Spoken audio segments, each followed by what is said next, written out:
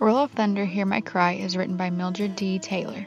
The story takes place in rural Mississippi in 1933 during the height of the Great Depression. This was a time of public racism and segregation. The Logan family is doing pretty well considering. They own their own land and have their own farm.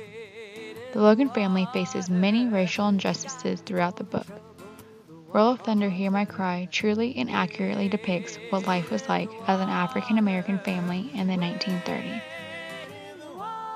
Cassie Logan is 9 years old and in the 4th grade. She's a smart, curious girl who loves her parents, especially her father. Cassie speaks her mind even if it gets her in trouble, and she is an advocate for standing up for what is right. Segregation is the enforced separation or isolation of different racial groups in a country, community, or establishment.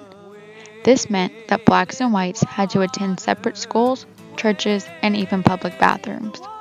They were also made to eat in separate sections of a restaurant and made to sit at the rear of a bus. The entrances to businesses had a separate door for whites and for blacks.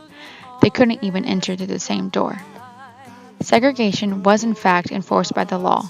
This was called de jure segregation. This meant it was illegal for black people to be anywhere or use anything that was not designated for them. De facto segregation was not segregation by the law, but rather segregation based on social standards of the 1930s. Segregation in education. In the first place, no one cares enough to come down here. And in the second place, if anyone should come, maybe he could see all the things we need. Current books for all of our subjects, not just somebody's old throwaways, desks, paper, blackboards, erasers, maps, chalk. Cassie realized that the new books that they got in school were nothing more than hand-me-downs. The inequalities in society are reflected here as we see the differences in schooling that were made available to black and white children. The ability of the children themselves to recognize the system of not only symbolic but actual injustice is very clearly noticed. School segregation in the United States began with the passage of Jim Crow laws in the American South in the late 19th century. In 1896, the Supreme Court ruled that separate facilities for blacks and whites were permissible, provided that the facilities were of equal quality. In 1954, the U.S. Supreme Court set desegregation efforts in motion with the Brown versus Board of Education ruling, although subsequent rulings have created serious obstacles to continued integration.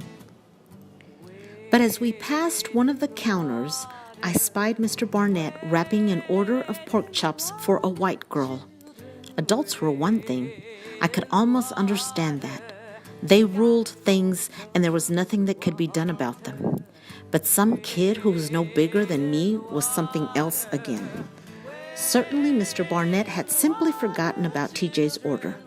I decided to remind him and, without saying anything to Stacy, I turned around and marched over to Mr. Barnett. We see Cassie realizing that life is certainly not fair. She approaches Mr. Barnett to remind him that they have been waiting. Cassie fully expects that he will react as she does and understand the unfairness of the situation.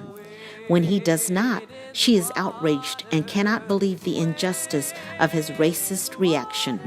She could almost understand serving a white adult before a black child. But a white child before black customers? Unbelievable. Law enforcement is biased towards color.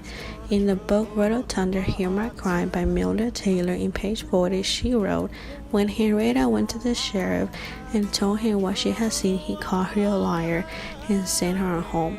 Now I hear tales that some of the men that done it been around bragging about it, saying they would do it again if some other opinion nigger get out of line." Jim Crow's law thought that African Americans did not deserve any respect as compared to white people. They were treated like animals and slaves. African Americans did not have the rights to equal protection under the law. In this quote from the book, Henrietta is witness to a murder when the Wallaces set John Henry on fire. When she goes to the police, they call her a liar. Law enforcement knew the truth, but because she was black, they did not believe her. Roll of Thunder, Hear My Cry is a book that expresses the hurt, pain, and suffering African Americans had to endure. They realized that enough is enough, and that it was time to fight for what they believe in. But for every victory, there was blood and violence. First victory, Brown versus Board of Education, which state that separate but equal is unconstitutional. Segregation is out of public schools. Second biggest victory, the Civil Rights Acts of 1964, that completely ended segregation in public places and banned employment discrimination. And then comes the 14th Amendment. It gave protection of civil rights to all individuals, including color. Then the 15th Amendment, which gave African Americans the right to vote. The big question is, do we still have segregation in the world that we live in today? Do you see that schools less funded get less attention and money than the upscale schools that have everything? What about the students that attend those schools? Are they mixed together? Segregation is still in effect today, even if we don't see it, especially in the education and the jobs that we get. But the problem is, the bigger question, who is going to stand up for what they believe in today? God's gonna trouble the water. Ooh, those children all dressed in white. God's gonna trouble the water.